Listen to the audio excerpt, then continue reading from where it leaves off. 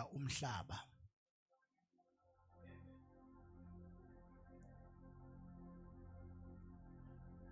Lokho esikufundisayo ukuthathe uzoba umzalwane wangempela.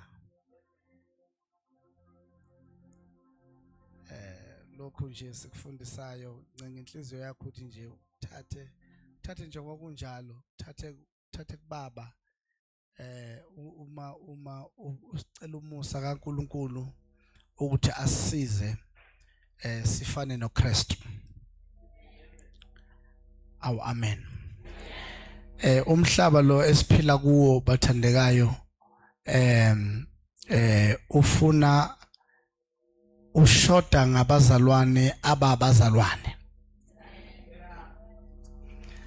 Ngaze ngasikhuluma isiZulu. Abantu abathi babazalwane bakhona abantu abathi babazalwane bakhona sekufuneka abantu abazophila ubuzalwane.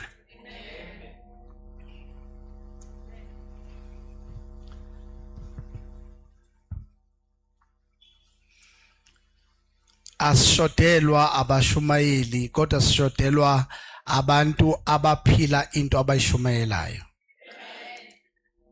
Amen waze wamncane.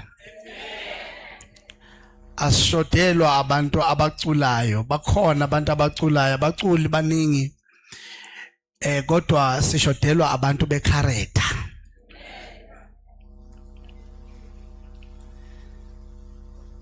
Awu amen.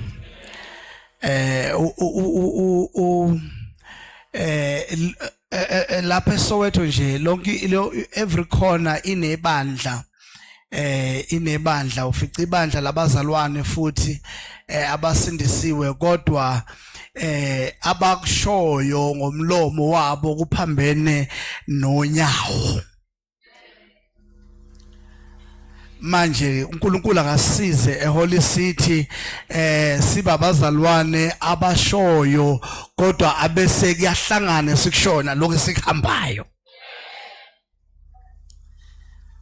Ngcono ngize ngapha enganeni zami ngoba vele si right nazo. Awu amen. Sikhuluma ngecharacter kaKristu. Sithi lithi iBhayibheli, let the same character, let the same attitude, let the same mind that was in Christ be inside of you.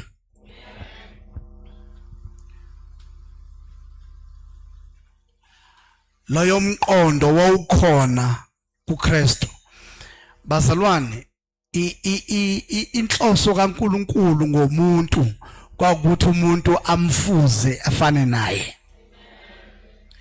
From the beginning, from the creation part of a human being, uNkulunkulu amdalelanga lutho umuntu, wamdalela ukuthi afane naye abese yabusa emhlabeni.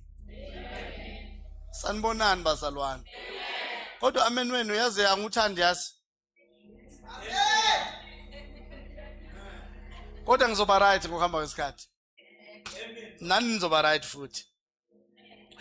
uNkulunkulu wasidalela ukuthi bazalwane sibe njani, sibe njengaye. Awutshela umakhelwane wakho uthi cela ufuze uNkulunkulu nje. Umakhelwane kome ngakhuluma na ukhulume nalo ngapha uthi ngicela ufuze uNkulunkulu. Abese uyabusa. Kusho ukuthi ngezinye indlela abantu becharacter kaKristu ibona abantu abanesigxivizo, abanestamp sokubusa umhlaba.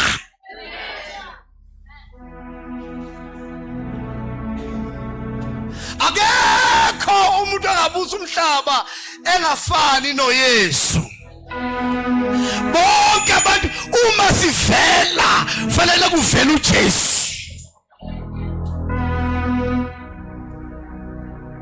Hallelujah. Lithi iBhayibheli awubekini leyo mqondo noma leyo attitude eyayikhona na kuKristu. Namhlanje sizoyibala izinto ezazikhona kuKristu ukuze umuntu azihlole yena ukuthi how far I am as far as the character is concerned. masiphuma lana bafowethu lento yofana noKristu akusiyona into eyenzeka overnight kodwa iproject lena esivuma umoya ongcwele ukuthi asakhe lapho esingenzi kahle khona sincene ngumusa wakhe ukuthi usiphinde sisendlini yombumbi kwakhiwa icharacter.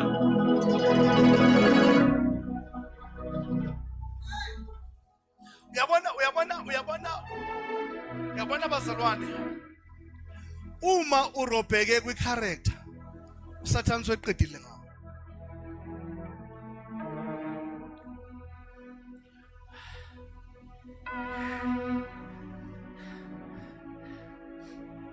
Mina ngifunde incwadi ekaSolomon, indoda ehlakaniphile. Yathi le ndoda isiphiwo sakho sokuhlalisa namakhosi. What your gift? Igift yokuthatha ihlalise phakathi kwamakhosi. Wangasho lutho uSolomon ngecharacter. Kanti icharacter ayithathi la khona ihlalise namakhosi. Kodwa icharacter iyakusustaina lapho igift ekuthathe yakubeka khona. Igift ine ability yokuthatha. Shumela ngimeduze ngamamfundisi namhlanje ngoba manje ngizokhuluma ngifunda isibindi. Yabona. Yeah, shen. Isiphiwo sithintitha into engelutho.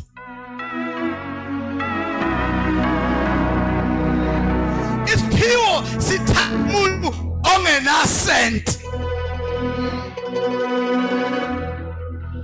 Igift ithatha umuntu ihlupha mesithatha ngisho nongafundanga.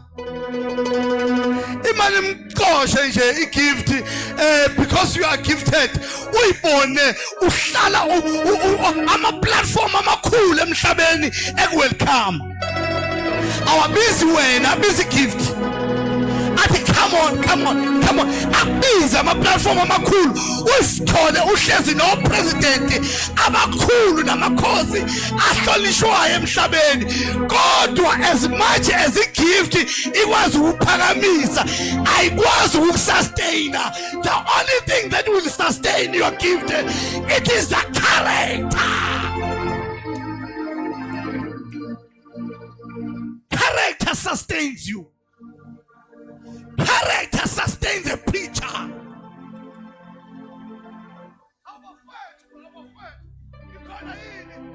Yeah, a big preacher is sustained by a character.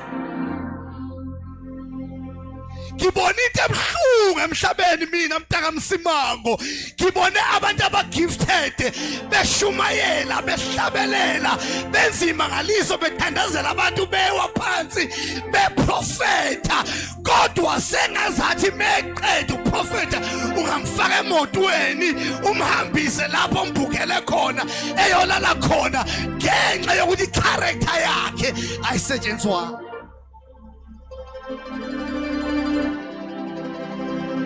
Allow God to work your character.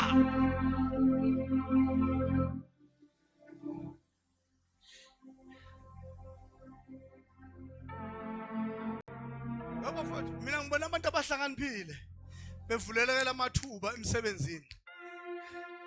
Yafika character yabaphoxa sebephezulu. Aniboni kanti? Abantwana nifunde indaba. Awuninkinga kanti nina. Ninkinga bazalwane nibuka indaba kanti nina. Anifundi aniboni kwenzakalana emhlabeni.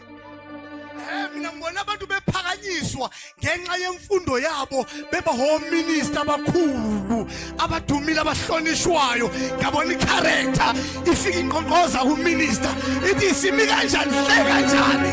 As far as the character is concerned, uthola ukuthi asikho isimilo, uthola i-emotion, usuphakanyisiwe umusa. I-character is everything.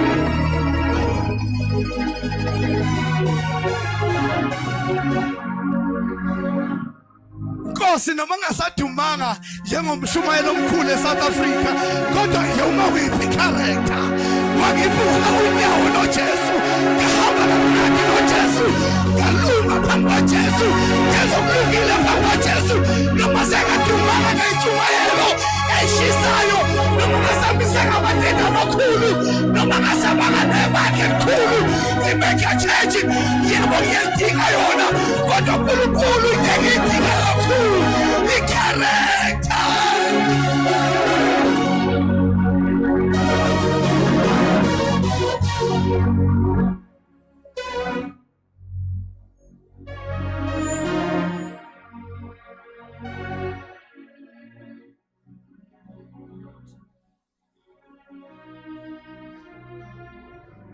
Mangasiba ngumshumayeli omvula azabhoze yabona kuse noma ngasa bangumshumayeli ethe iyamvula leyanceko hey umsimango eyambula ambula izwi hey lapha ya hey kafiwa la noma ngaseke bangololo hlobo kufiwayo kodwa akufiwe ngapho onyaweni.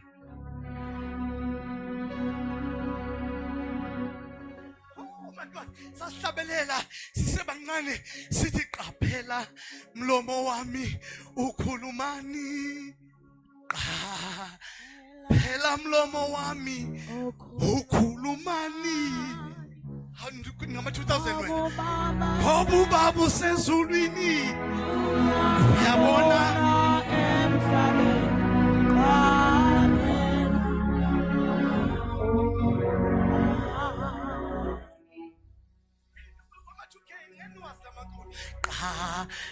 phela mehlo ami ubonani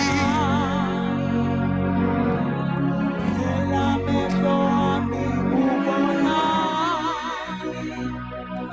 ubaba sezulwini uyabona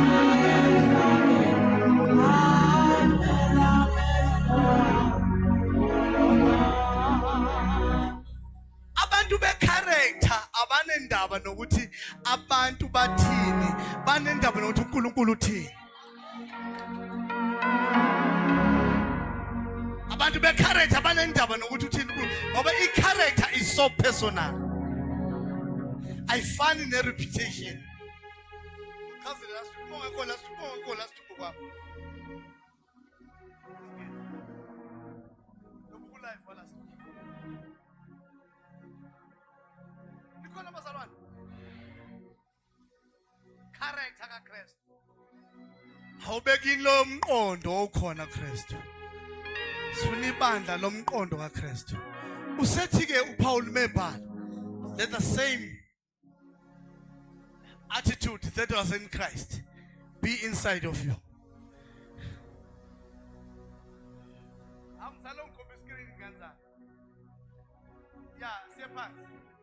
Verse 6.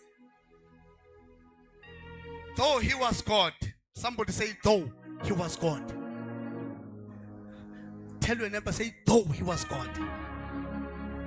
He did not think of equally with God as something to cling to.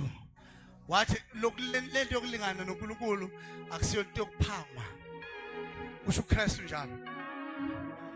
7. Instead, he gave up his divine privileges and took a humble position of a slave and was born as a human being. When he appeared in human form, the Bible was Toba.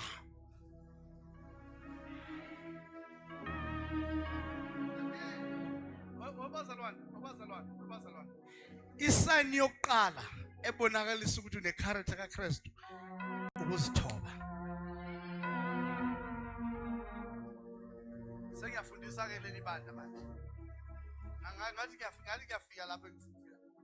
Isani yokuqala ukuzithoba. And the opposite yokuzithoba ipride. Inhliziyo kaNkulunkulu ibhlungu ngoba abazalwane baphakama kanye nezinto uNkulunkulu ababusisa ngazo. IBhayibheli kodwa wazithoba wazithoba uJesu i-character yakhe yokuqala lithi babukeze wazithoba emkhulu elingana noNkulunkulu equal lithi he was equal to God but he did not consider that but he humbled himself wehla iBhayibheli shayani engathi omunye mkhulu kunawo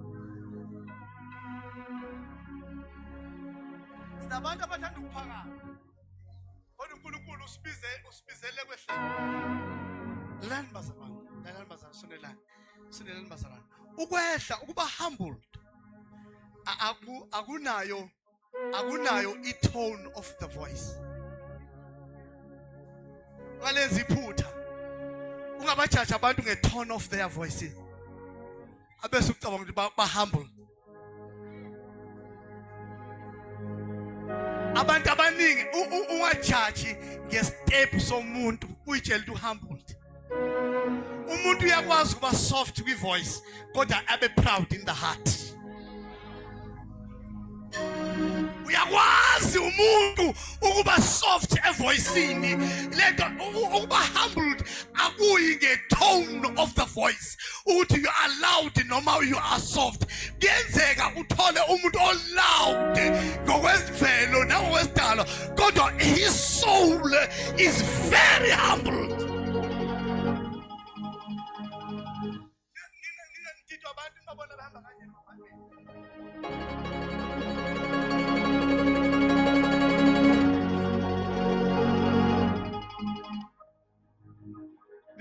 litshela ukuthi baba humbled kanti i-pride egcwele enhlizweni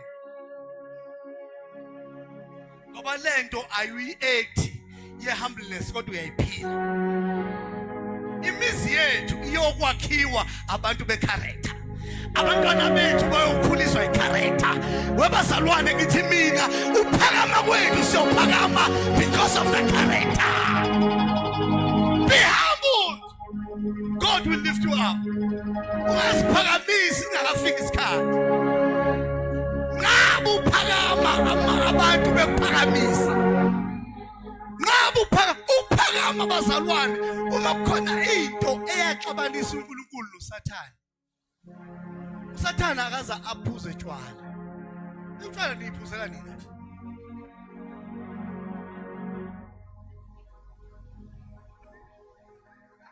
Sathane akasathule namuntu utshwala nje niqale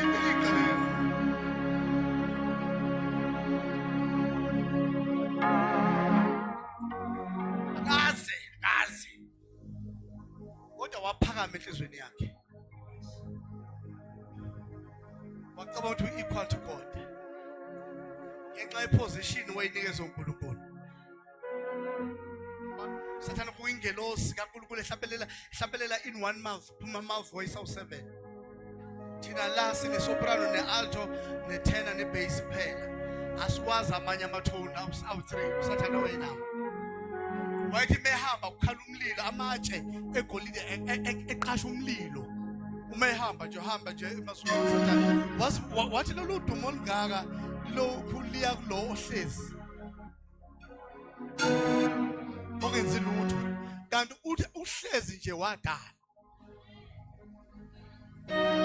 wase uSathane eyiphakamisa wase yena eyathathwa ngoba umuntu oyiphakamisayo une-influence wayengelosini uSathane wathi uma sengivale nje le ndumiso nizothini bathi hayi Sathane Lucifer ngasikhathi bathi ungayivali le ndumiso ungayivali bamsupport wathi ngizoyivala wathi angayivala ngizoyivala le ndumiso ngoba yimina endumisayo la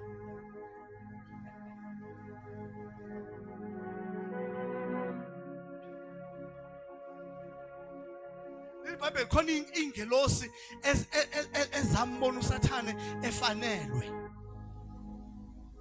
ngoba i-proud iyokwenza ukuthi u-influence abantu abanye bakuphakamise kanti inkosi izokwehlisa iBhayibheli with a 2/3 majority uSathane kwathiwa maye kuwe emhlaba waphosa emhlabeni. La emhlabeni igolide mamhlenge lalingaphezulu. Sasingalimbi igolide langeke ngaphansi komhlaba. Umhlaba wawuhlobe ngegolide, isiliva, onke ama minerals ayengaphansi. Kwathi uma kulahla uSathane emhlabeni, okwakungama minerals igugu kaNkulunkulu, kwasaba kwathi ngeke yini yona le. Washona ngaphansi komhlaba. Hence we have gold, we dig the gold because of pride. Uma kukhona isitha sikaNkulunkulu webazalwane impakamo, makukhona into ofanele ibalekele ngenyawo zombili impakamo.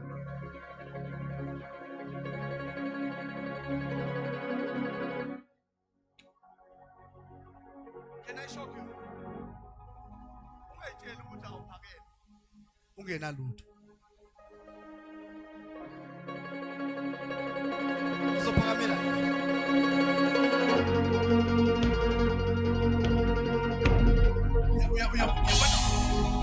yabona masuphakama ungenalutho. Hayi, shame on you. Unzima ngempela ke masuthi uyaphakama nepride nje kodwa emthona lutho. Kodwa uyoyibona nini ukuthi uhumbled? Uyozibona ngalesikhathi unakho konke kodwa usaqhubeka usamkhonza. Awakashithi. Yabona usayi-attend i-intercession.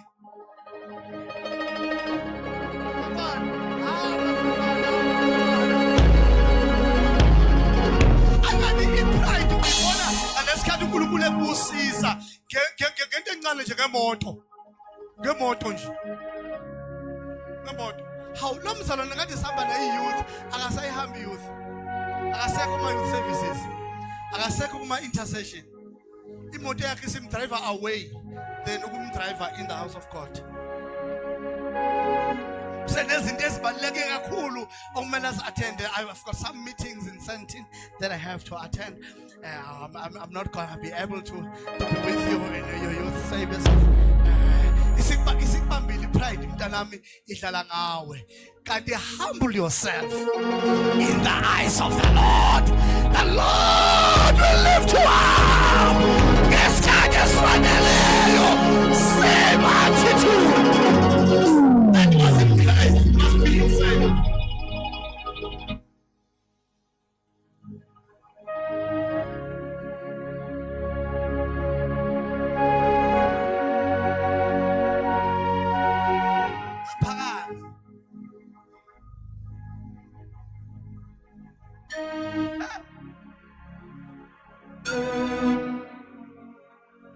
uNkulunkulu lo okubusisayo futhi unamandla okwehlisa. Ake ngisho ukuthi umzalwane wathi ake ngixoxele ukuthi manje nina niyahlupha. Ngiyashesha ukuhambisa iphepha kalona. Umzalwane sesihlala naye la eGlen, sihlala naye eGlen, sokola naye la. Sihlala sikoma scrap yard naye, scrap yard lesi. Silungisa amafutha emoto. Oh, I'm gonna take umuzi ma-suburbs. But I don't fit to fellowship in Soweto.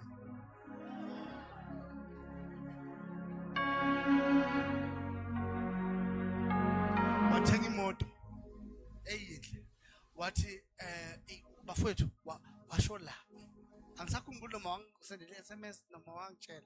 Wathi no, mfundisi, I'm sorry that I'm not gonna be able to come to church. Ngathi mina yini?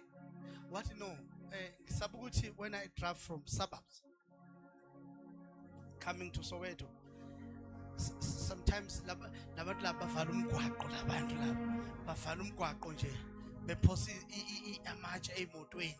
So I'm afraid that my car will be dented. Into engakaze I experience ayibone. Nanokuthi ke uma kuvala umgwaqo ngapha uphuma ngapha. Mangivalwe ngapha uphuma ngapha. Weshenge bebevala N12 la bevala umgwaqo. Nani angazi sithini uvala sekwenze njani.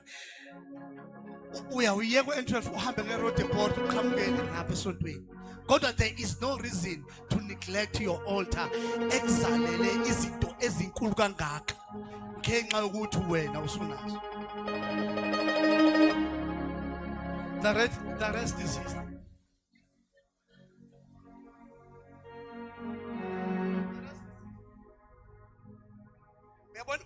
Uyabona ipride iyokwenza ukuthi uphakamele isandla esake sakusiza.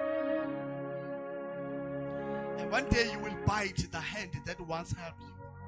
Kanti isandla esake sakusiza uNkulunkulu unento yokuthi asibusise nje. Athi ke abathinta wena sandla bathinta inhlamvu yeso uNkulunkulu. I will fight those who fight you. I will be against those who are against you. Akuliwa nesandla esakunceda. Ipride yokuphusha iphushele ekuthenini ulwe nabantu abakusiza empilweni.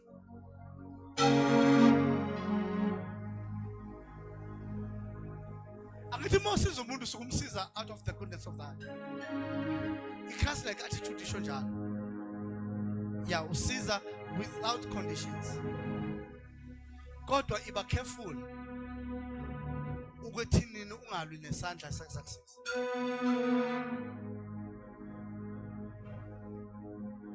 Mina ngelinye ilanga ngiyokwenza ibrayi enkulu. Ngelinye ilanga ngibize abazali abakhulisa ingane ongezona zabo.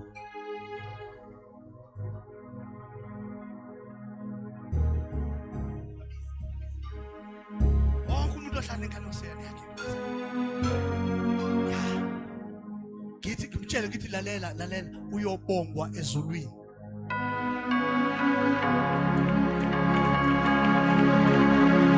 Kuyobongwa namaqhawe aphiwe nemiqhele abuse njalo lenkosi yomusa. Wena wakwazi ukuhlala nengane ungayizali.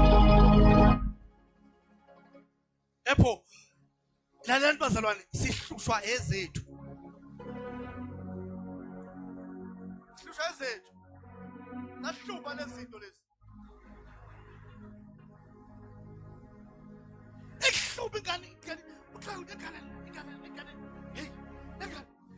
But the love of the father, but the love of the mother inqabe. Uqhubeka uyithande ingane yakho ibheda ihlupha how much more ungayizali.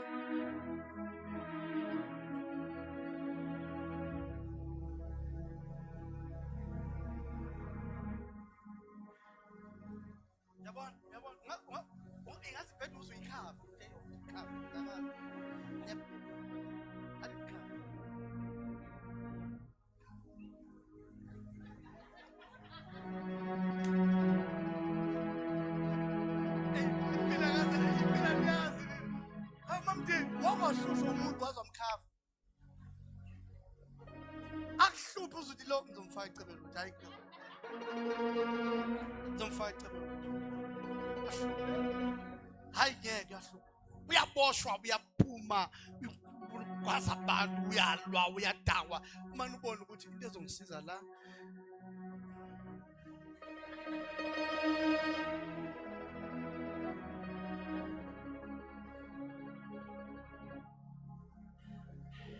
Ngibabiza ngibachoma ukhokhe uphapelo legwalagwala.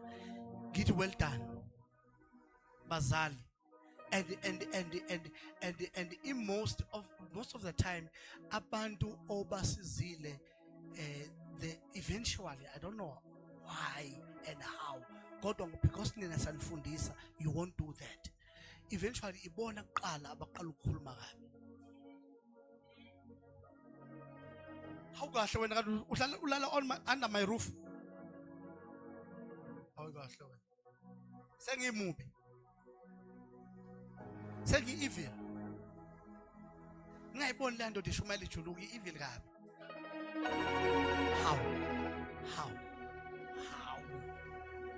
How? Out of all people buhle. How you understand? Yabona? So i-character kaKristu isifundisa zonke lezo zinto lezo. Njalo selomhlangano lo lapho angifuni. Ngeke ngasho ukuhlukana nabo. Fongishumayela bengathi ngomphakathi. Suka sibahle la. suke bafanele.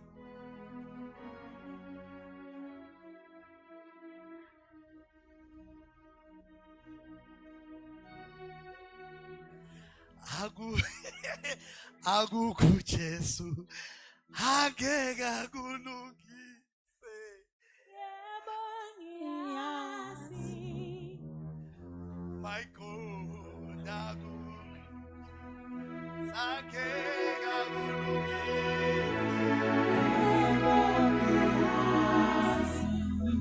Hlala lapha eduze kwama wakho uhlala ulise.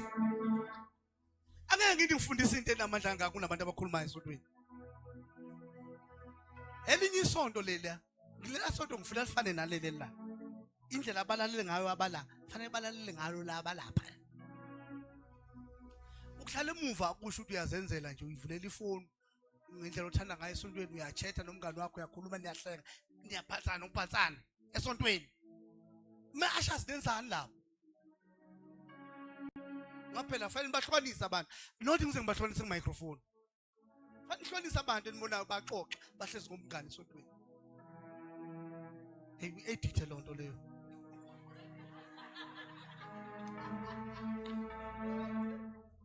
Edithe lo nto leyo.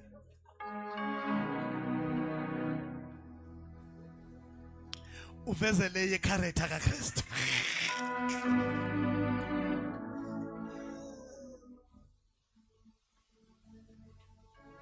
Othuketha bazalwane. Lithi ke iBhayibheli wazithoba uJesu. Number 2, he obeyed. He was obedient till the cross, till the last death. Wazithoba walalela kwaze kwaba sekufeni yebo kufenda usibambana. Shuthi abantu becharacter kaKristu ubona ngokuthi basithobe. May humbleness get into your spirit. May the Holy Spirit work on your character. Umoya ongcwele akayisebenzi character yakho. Ngiyathandaza egameni lika Jesu. Umoya wokuthobeka. Umoya wokuthobeka.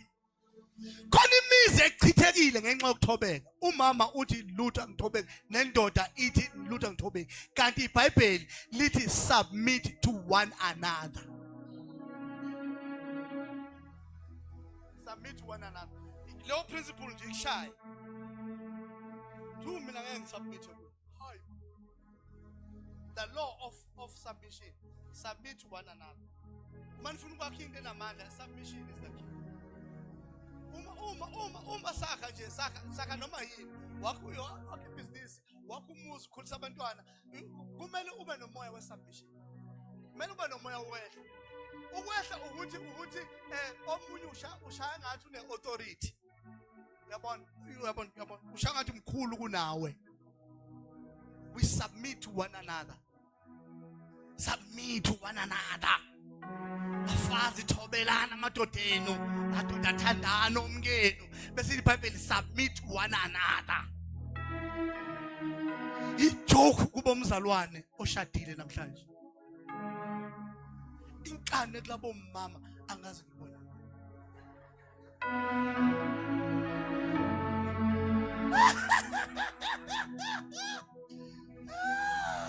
Wena personalize lento. Ubunkosikazi wablo. Personalize lento. Kanti this is not personal.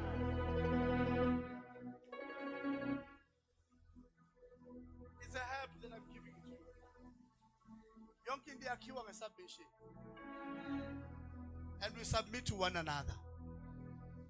Lithi iBhayibheli walalela. He was obedient. Lithi iBhayibheli ke mufunda incwadi ka umprofeti lo washo lamazwi wathi obedience is better than sacrifice. Angithi uSamuel wathi obedience is better than sacrifice. Kusho ukuthi ukulalela kuhle kunomnikelo. Abazalwane banamhlanje baletha umnikelo beshiye ngaphansi obedience. Beshiye ngaphansi obedience. Kodwa baba baletha umnikelo becabanga ukuthi ngomnikelo bazobribe uNkulunkulu. Kanti uNkulunkulu kabribeki. Asiliphoyisa.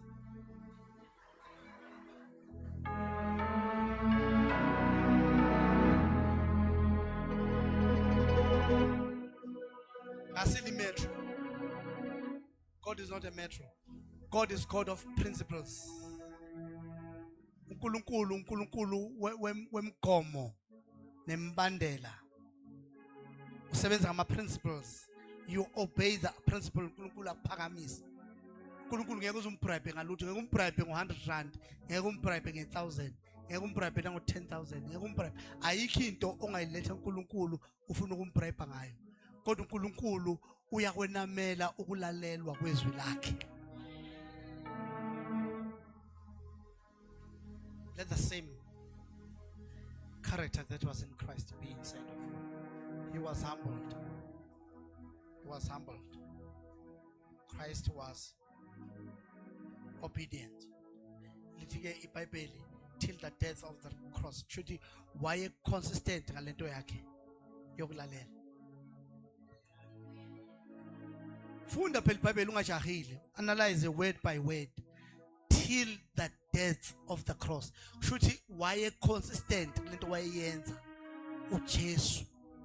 Bese lithi iBhayibheli ngakho ke awustibatho mudimu ule amphamisa amnikeza igama elingaphezulu kwawo onke amagama ukuze kuthi ngegama likaJesu onke amadolo abasezulwini abangaphansi komhlaba nawo basemhlabeni aguqe nezilimi zonke zivume uJesu wavunywa ngenxa yecharacter.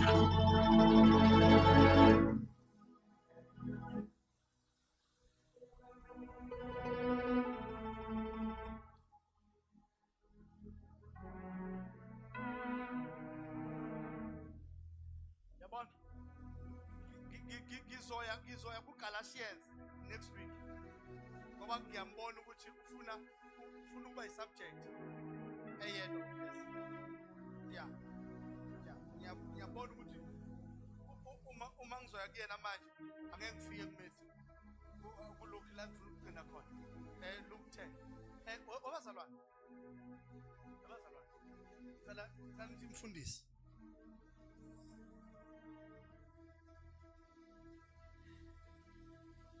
Vele mina ngiprefer ukubizwa ngomfundisi noma ngobaba. Angobaba.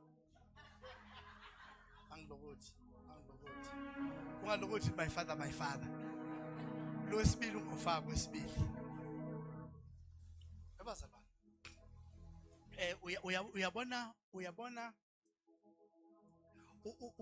Uyabona mawenza i-coffee, itiye. Yabona mwenza i-coffee. Uthatha icup. Ufake i-coffee. Kuya ukuthi uqale ngani, akunandaba.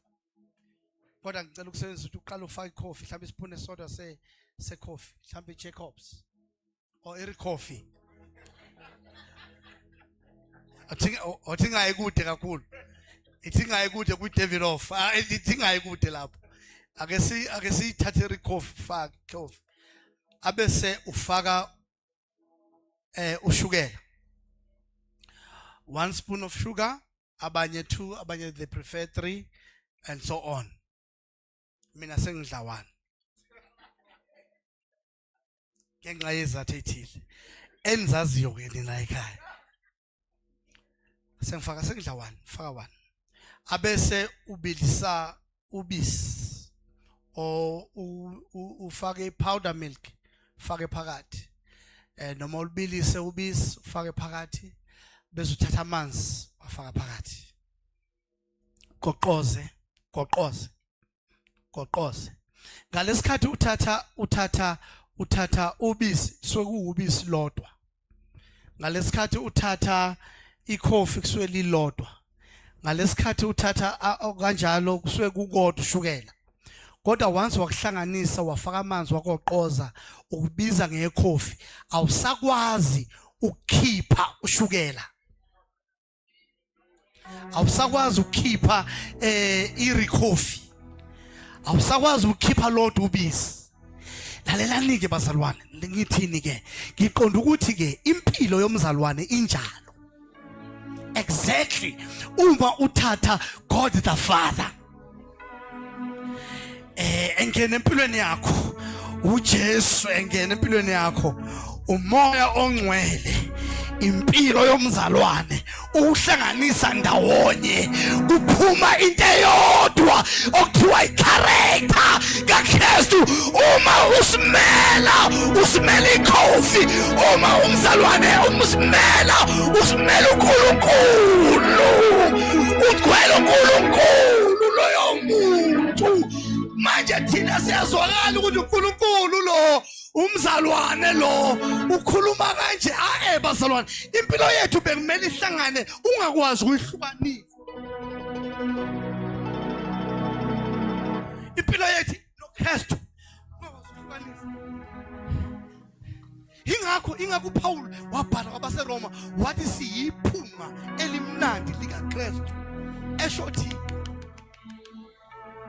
angithi sifundela incwadi sifundile last week incwadi ethi we are sweet smelling incense of Jesus Christ thina siyiphunga awusakwazi ukuhlukanisa awusaboni okushukela awusaboni ungamanzi awusaboni ubisi awusaboni ikhofi awusaboni usubona into eyodwa oyibiza ngokuthi ikhofi unjalo ke nomzalo fanele benjalo ke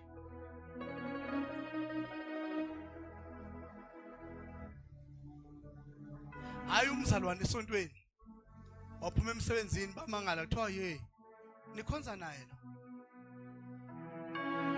lo unikhonza naye lo umzalwane lo emphakathini ohlala kuyo kuthiwa hayibo hayibo uma thi umzalwane kuba nje hayi ke nami ke kushuthi ngumzalwane kusho umhedeni akushuthi ke sonke singabazalwane uma ukuba umzalwane kunje kanti uma impilo yakho ihlanganisiwe lokho kuthiwa i-definity uyabona ongaphezulu unambitha kwafika kwathinta impilo yakho uphenduka ube njengalo okuthintile ngoba uthanda ngisho amen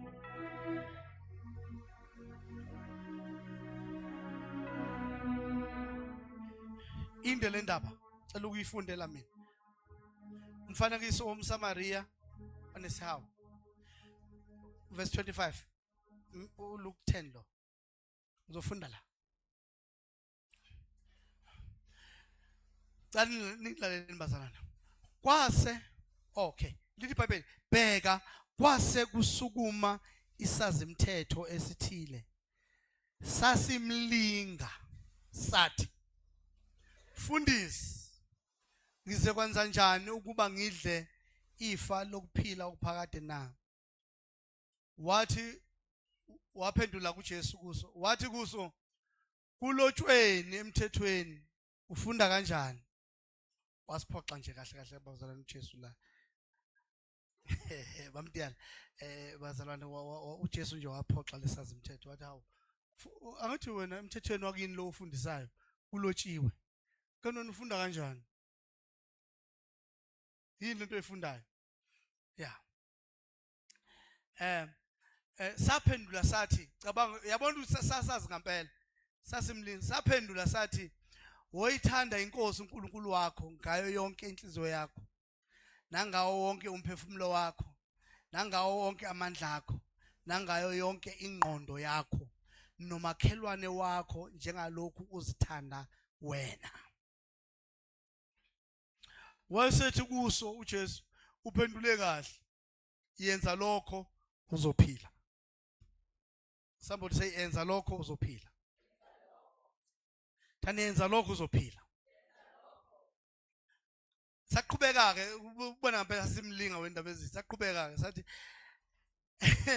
kepha sona sithanda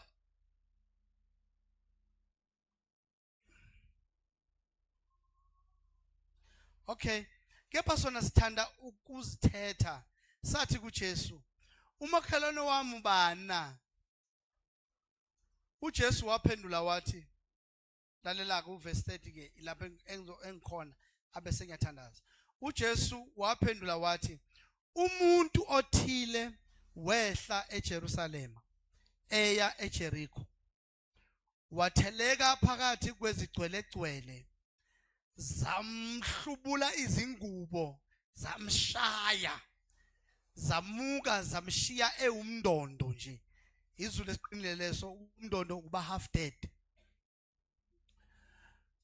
Kwaqhubeka kwehla umpristi othile ngaleyo ndlela, wathi embona wamgwemela.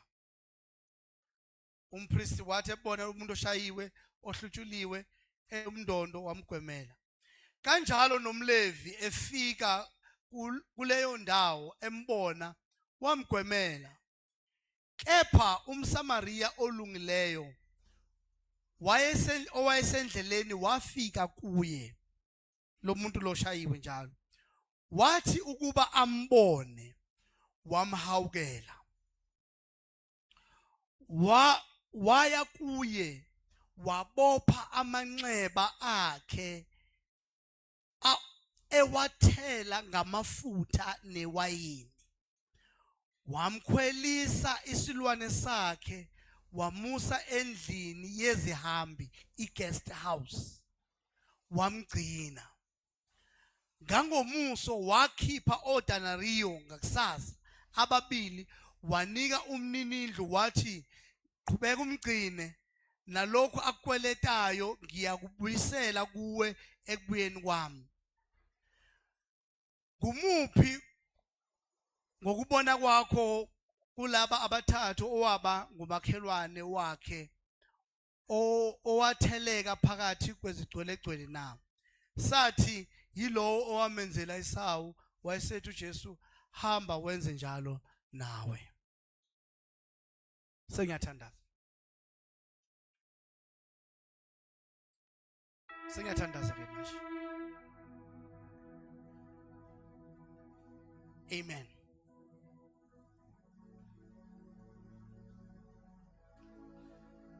I-character kaJesu is to love beyond. Somebody say love beyond.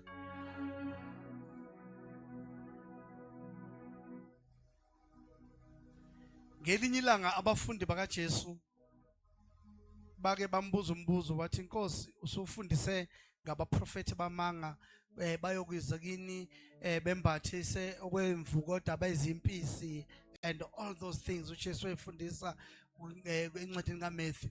Basibethi abafundi, manje Nkosi si confused la, siyobabona ngani abaprofeti bamanga? Wathi uJesu, niyobabona ngezithelo zabo.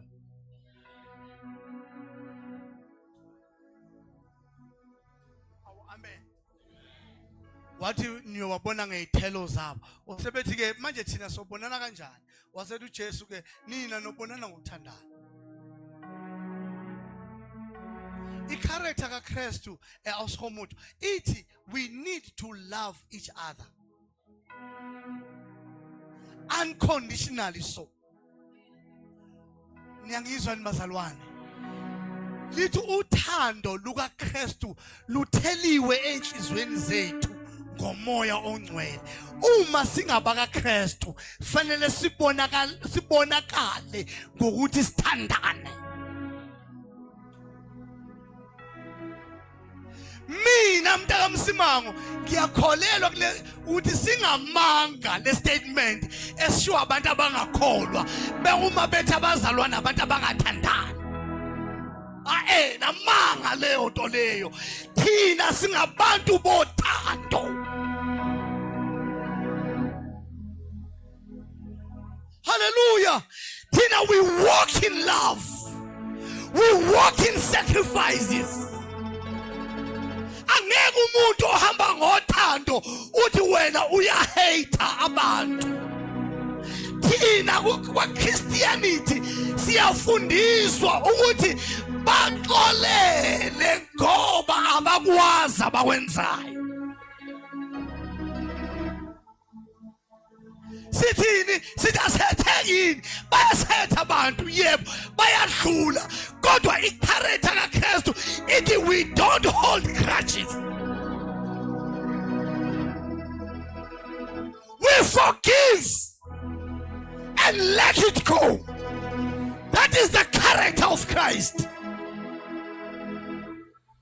hayi ukuthi asihlukunyezwa, hayi ukuthi akukho buhlungu, hayi ukuthi asizweli, kodwa we've decided ukuthi ngenxa kaKristu owathi baba baxolele abakwazi abakwenzayo esiphambanweni, nathi we are going to forgive those who trespass against us.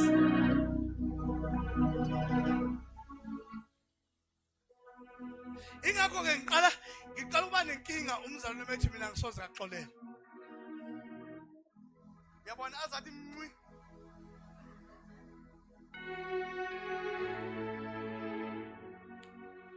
Azathi umzalwane uthenziwe. Umzalwane avuse uma wakhe emathuneni. Ingakho iBhayibheli la mane la straight lathi ningafungi lutho. Thina asifungi ukuthi is true, asisishi is true. Momzalwana ushiyebo phela. Noma uthi cha. Kodwa uvusa abantu basemathuneni ngiyanifundisa. Ngoba nasi ngiyanifundisa. Bathi umuntu ungavuka.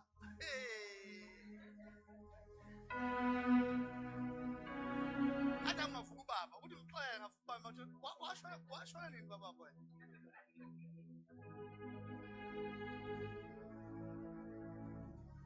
Khona bazalwane, ingakho nje simple iyebo uqa.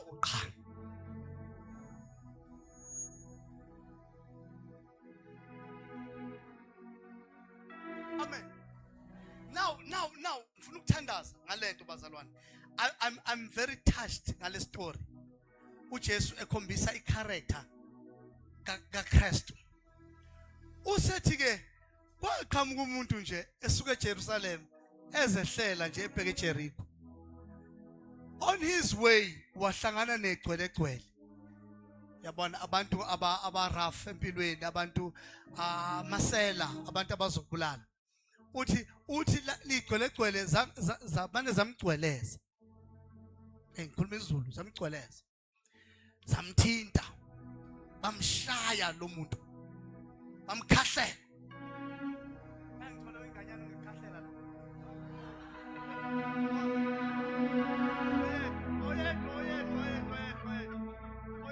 Oye. Hayi angifune ngizalayo. Kodwa bathi akuze ingane yakhe angifune ngizalayo. Woza linto.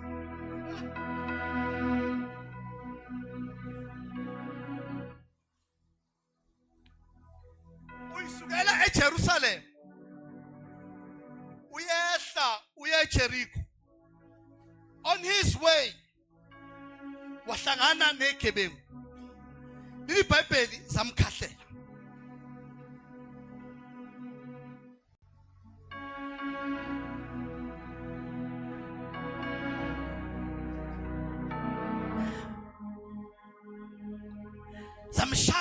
Zamshiya half dead.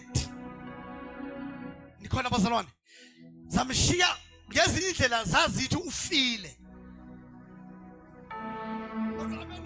Kodwa ufuna ukuthandaza. Ixesha lambile. Zamshiya zithi ziqedile ngaye. Ngifuna ubone icharacter kaKristu.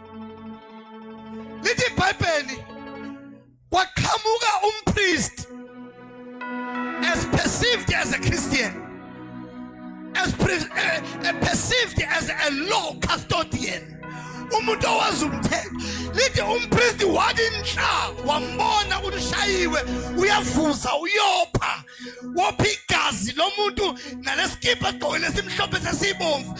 Lithi wamgwemela. Ngezinye indlela wam-avoida. That is what the church of today is doing. Uma ulimala endleleni, instead of help, but they avoid you.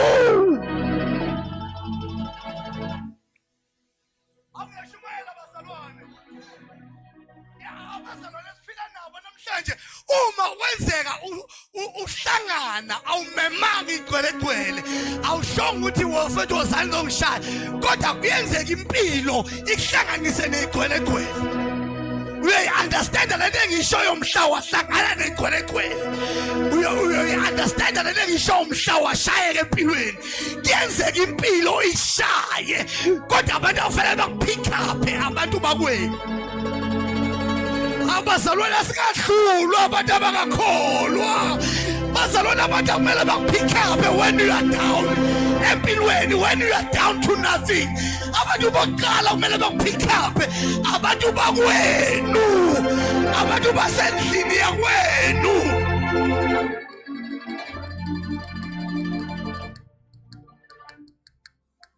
We don't make fun of those who are down because abayikhethelanga uba down.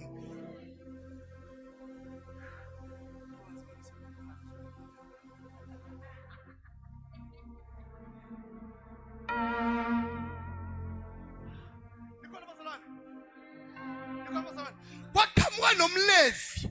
Umlevi naye uyisizwe sikaNkulunkulu esingcwele. Wafike umlevi wathi nhla, wathi we uyabheda kanjela lithi iBhayibheli wamgwemela naye. Washaya ngathi akamboni. Webazalwane singashaya ngathi asibonani. Endlini kaNkulunkulu singashaya ngathi asibonani. Inxeba lomuntu oyedwa inxeba lethu sonke. Uma kushayeka umuntu nami ngishayekile. Uma kushayeka ingane yami nami ngishayekile. Asingahlekisi ngamanxeba abanye. Hayi bazalwane, asingahlekisi ngamanxeba abanye. Asingakhandi WhatsApp group ngenxa yenxeba lentombazane eshayekile kanihlabelela worship team. Ngoba ngelinye ilanga nawe uyoba phansi. Uyobadinga abantu abakuphakamisayo. Asingajabuli uma sibona bakithi bephansi.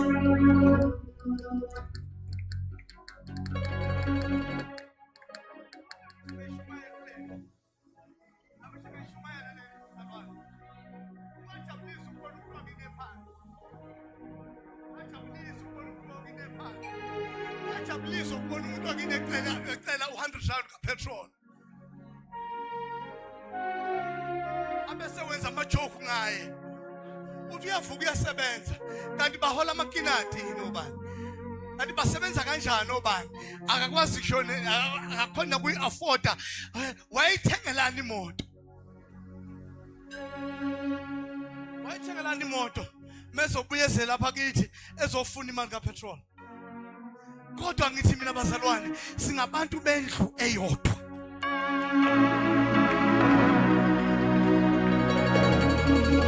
Asingahlekisi ngomunye wethu uma simbona go through some serious pains and some serious stuff.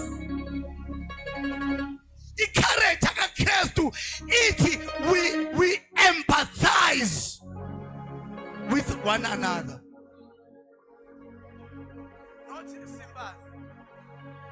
Yini sympathize kakhulu. Ingakho nikwazi ukuhleba ngabanye abazalwane.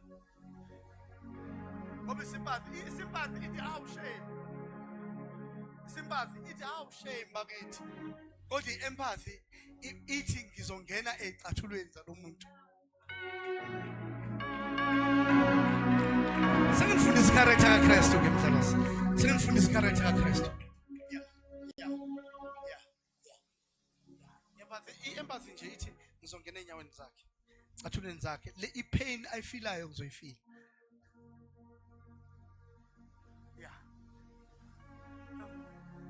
iBhayibheli ke kwasekudlula esithathu umSamariya olungileyo egibelele inqola yakhe. He has no business to this man. Uyazi bazalwane, i-character kaKristu ihamba beyond ukuthi umuntu ubani lomsizayo. Ihamba beyond i-racial issue.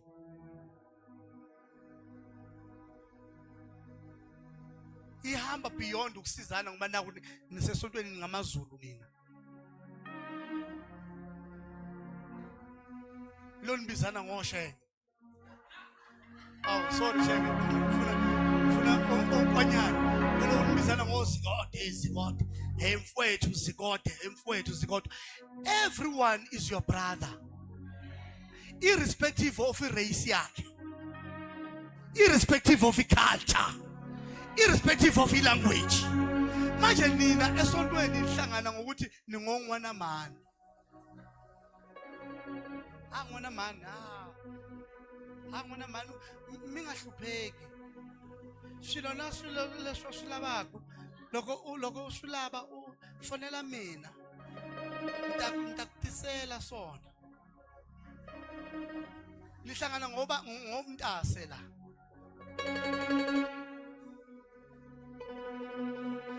You are still far from Christ-like attitude. Uma kuya ngokuthi ubudlelwano benu ubuhlangene ngobintase. Umntase. Ubukhopholo. Khathi ubhobhoyi.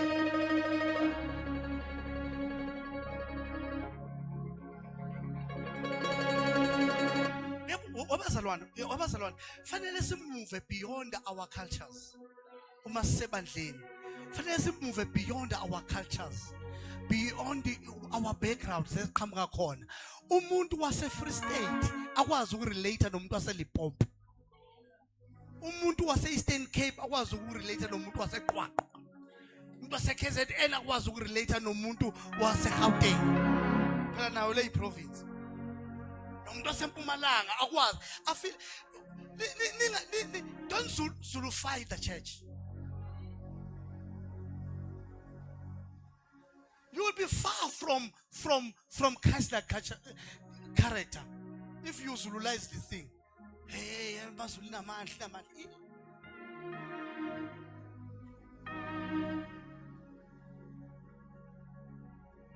Angisasho izinhlanga manje zweni ngithe. Lithi iBhayibheli, despite of his age,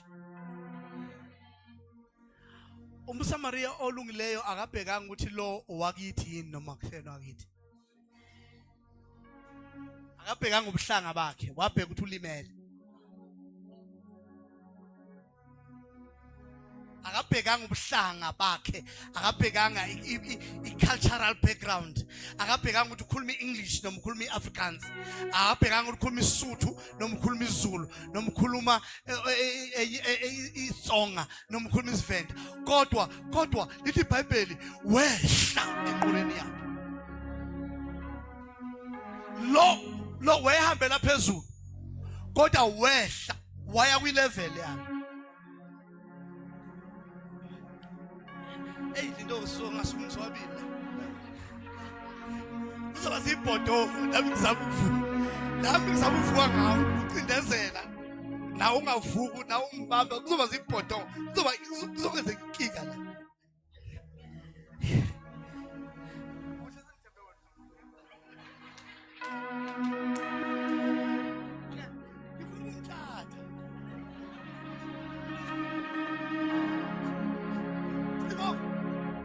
Steve, boss. Yaktinga Steve. Yabona nje manje yaktinga. You are the last number ngithembayo. Lentozana, Jinji. Bayachima bona ukuthi angibathembi. Ngicela ungiphamise uLindo. Umtshati.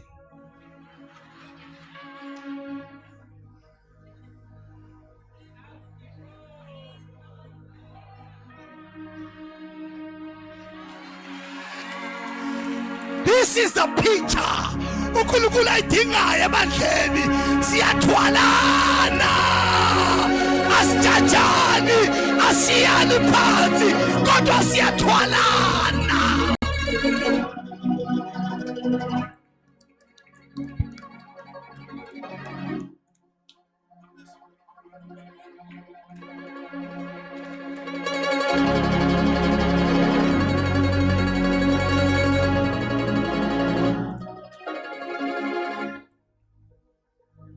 Abazalwane, ngifuna ukuthandaza ngentethe.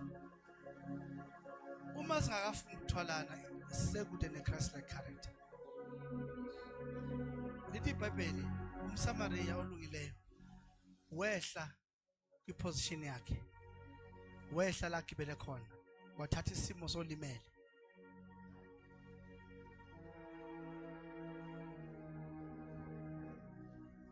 angithi phutha ngizwe wathatha isimo salolo oshayekile lo bleedayo uma sakha i-local church bazalwane, let us consider those abalimalayo endleleni nabableedayo singabashiya. Lithi iBhayibheli wakhipha i-oil yakhe wayidiqhu wampandisha, the church that punishes each other.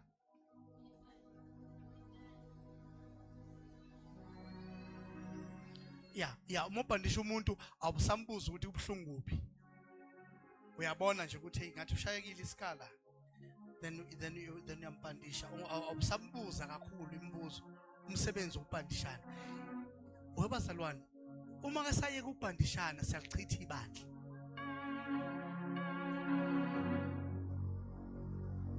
Siyawuchitha umsebenzi kaNkulunkulu uma singapandishana. La kwa Jesu kuyapandishwana. UmSamaria ulungileyo wesifundisa lokho. Ethi namhlanje wena strong, kusasa awazi ukwenzakala. Uma use strong baniqinisa ababuthakathaka. Pandisha, hayi ingalo yakhe ngathi uphukile, umpandisha. Wangathi uyabuyela esimeni sakhe. But this is not enough. Wathatha amafutha akhe waqhumisa. Amafutha, gcoba ikhanda lami amafutha kamoya. Amafutha aletha healing. Ayashesha healing process. Wathatha iwine lakhe liletha healing process ishesha. Iwine akulona lento oyenzelayo yona wena. Iwine akulona lento wena olenzelayo yona. It's for healing purposes. Uma sikhuluma ngokwamoya about a wine, sikhuluma nge-healing process. Amazwi akho anjenge-wine emzimbeni wami. Amazwi akho, your words are like wine in my body, in my heart. Uma ukhuluma nami ngizwa ngiphila.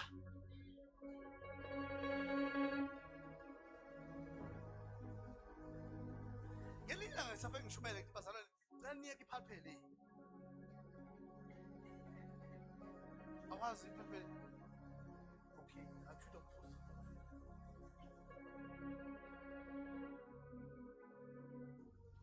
As the KJ band.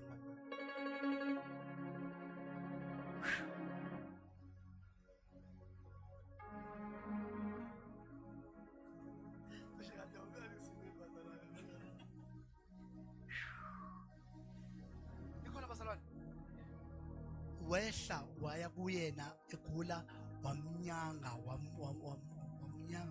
lithi iBhayibheli umeqeda wamqukula njengoba asibona yabona wamfaka enqoleni yakhe. Oshayiwe nolimele ophayo wayithola esenqoleni yalo nguphi. Kanti ngizothandaza nobani mamvero la ekhaya? Kanti ubani ngizothandaza naye? Ngithi mina oshayike wayithola namandla wayibona esenqoleni yalo alright. Uma senqoleni bahamba naye wasecabanga lokuthi no lo muntu uyopha let me rather hire a B&B. Funda uMatthew 10 mofike ekhaya wamqashela indlu, wamqashela i-lodge, i-B&B, wamqashela i-B&B. Meqeda wakhokha imali yakhe. Wathi uzolala eB&B for the first time namhlanje, kodwa it's on me. Bapha bazalwane bathi it's on me. Labo ulamba nabo laba bazalwane, labo uhlupheka nabo laba bazalwane. Ulamba bethi amen labazalwane, ulamba bethi hallelujah. Abazalwane ulamba beqhawula bethi uhambe kahle bengazi uyofika endlini futhi bengenandaba. Yabona uma sikhuluma ngeChrist like character bazalwane mamlukwane, we are still far. We have to ask the grace of God asiphi Christ like attitude. Uthi uJesu nangibona ngilambile nina nangangikudla ngangigula anangangivakashela esibhedlela, usethi ngangiboshiwe kwesithathu nangangibhesuka Nangafika lapha ngambo bathi abantu oh sofika bayobuza abantu bathi oh ulambeni yini wena Jesu ulambe uthi Jesu eningakwenzanga kulabo abancinyana nje khona into oyenza umuntu uca uthi usiza yena kanti usiza uJesu everyone owenza into eyenzela uNkulunkulu uyamrepair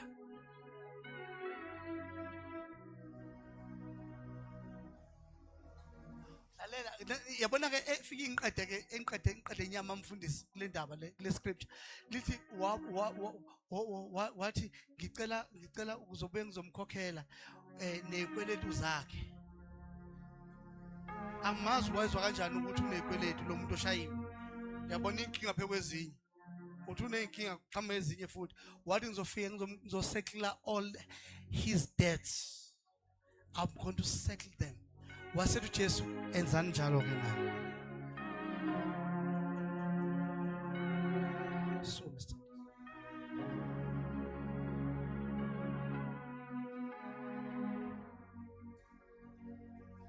kanti ke nawe ongaka holwa